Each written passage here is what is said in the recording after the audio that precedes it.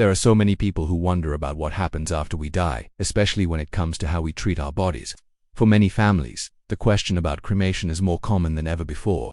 When someone we love passes away, sometimes we have to decide quickly what to do, and sometimes the choice of cremation is made because it is easier or costs less. But in the quiet moments, when the world is asleep, many people ask themselves the same question. If my body or my loved one's body is cremated, will we rise again? Does God allow this? Will I still see them in the next life? These questions are not just about our bodies. They reach down into the deepest part of our faith, our hope, and the love we have for those who have gone before us. This is not a small worry. It is a question that stirs the heart and shakes our understanding of God, life, and eternity.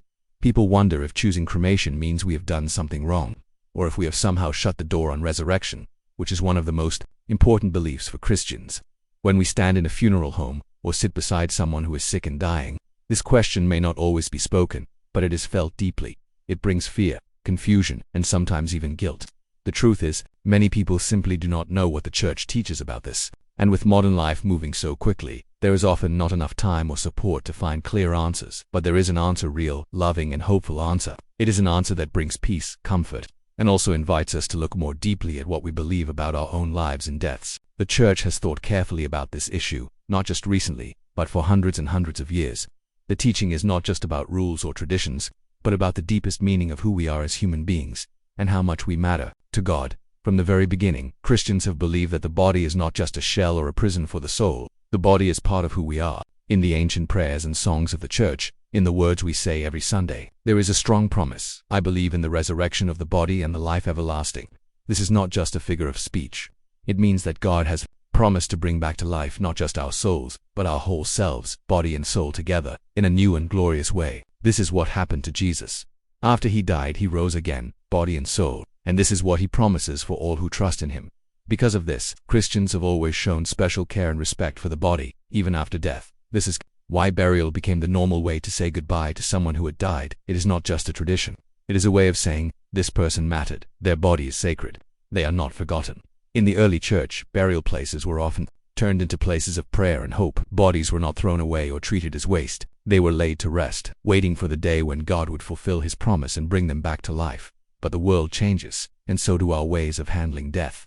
In recent times, cremation has become much more common. Some people choose it for practical reasons. Maybe it is less expensive, maybe it seems simpler, or maybe the person who died asked for it. But this has caused worry and even fear for many faithful people. They ask, is this allowed? Is it disrespectful? Does it mean that I or my loved one will not rise again on the last day? The answer is clear and reassuring. Cremation does not stop God's power. The God who made the universe out of nothing, who shaped the first man from the dust of the earth, can just as easily gather together every particle of ash and restore us, no matter where our bodies have gone. Whether a person is buried, lost at sea, or cremated, none of this is too hard for God. The resurrection is his work, not ours. There is no corner of the earth, no mountain, no ocean, no desert, where God cannot reach. He knows every cell, every memory, every part of us. When the time comes, he will call us by name, and we will rise. But, at the same time, the way we treat the bodies of those who have died still matters deeply. It shows what we believe about life, death, and God's promise. This is why the church asks us to treat every body with respect, even after death. The church does not say that cremation is always wrong. In fact, in recent years it has become clear that cremation is allowed, as long as it is not done out of denial of Christian belief or as a sign of rejecting the resurrection. What is important is the intention in our hearts. If someone chooses cremation because they think the body is useless, or because they no longer believe in the resurrection, then that decision shows a loss of faith in what God has promised. But if cremation is chosen for other reasons, practical ones, or out of necessity, then it does not prevent God's love or his power to raise us up. What matters most is not the fire or the earth, but the faith and hope that lives in us still. The church encourages us to reflect deeply before making such a decision. We should ask ourselves, why am I choosing this? What does it say about my faith? Am I doing this because it is easier, or because I have forgotten what the body means? We are called to remember that our bodies are not trash. They are not garbage to be disposed of. Our bodies are the way we have loved, served, worked, suffered, and rejoiced. Through our bodies, we have held our children, wiped away tears, hugged friends, cared for others, and prayed. How can we not treat the body with respect even after death?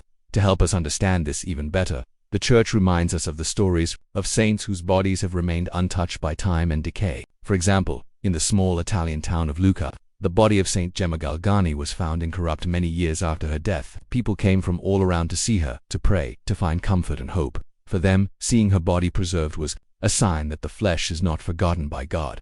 It was a living memory of the promise that death is not the end. These signs are rare, but they remind us that the body is sacred and precious to God. But the truth is, not every body will remain untouched. Most of us will return to dust or ash, but that is not a problem for God. He does not need anything physical to bring us back to life. The resurrection is a miracle, a work of pure love and power. In the book of Job, a man who suffered deeply, we read these moving words: "I know that my Redeemer lives, and that in the end he will stand on the earth, and after my skin has been destroyed, yet in my flesh I will see God. Even when the body is gone, God remembers. He will restore us." The Church's main worry is not about the fire of cremation, but about the fire in our hearts. What do we believe? Do we believe in life after death? Do we honor the bodies of the dead? Are we making our decisions with faith and love? The Church warns us not to make choices out of carelessness or to let the world's values such as convenience or saving money push aside our faith. The body is not just something to get rid of. It is a seed, a temple, an instrument of God's grace. So what is the real risk with cremation? It is not the process itself, but the meaning behind it. If we choose it without thinking, without faith, or as a way of denying God's promise, then something important is lost. If we see the body as a burden or a problem, if we no longer believe in the hope of resurrection, then we risk losing the deepest truth about who we are. The body is not a thing to throw away. It is a sign of God's love, even in death. This is why the Church has set some simple but meaningful rules about cremation. First, if a person is cremated, the ashes should be treated with the same respect as a body. They should not be scattered in the sea, thrown in the air, or kept in a closet or on a shelf. The ashes should be placed in a blessed cemetery or a special place set aside for this purpose.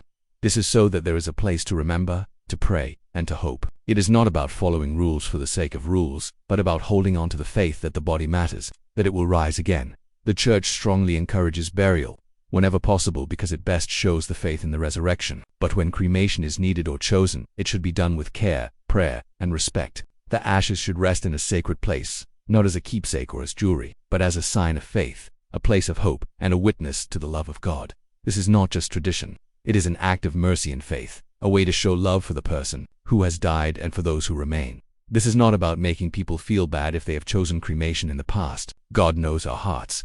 He sees our struggles, our fears, our needs. What matters most is what we believe today and how we live that belief. The Church invites us to look at our choices and to make them with faith, love, and hope. If mistakes have been made, if choices were made without knowing, there is always room for forgiveness and peace. But this teaching is not just about what happens after death. It is about how we live our lives right now. St. Paul says that our bodies are temples of the Holy Spirit. We should care for them, respect them, and use them to glorify God. This means eating well, resting, avoiding harm, and using our bodies to love and serve others. When we honor our own bodies and the bodies of others, we show that we believe in the goodness and love of God. When we walk through the process of death with faith and care, we give hope to others.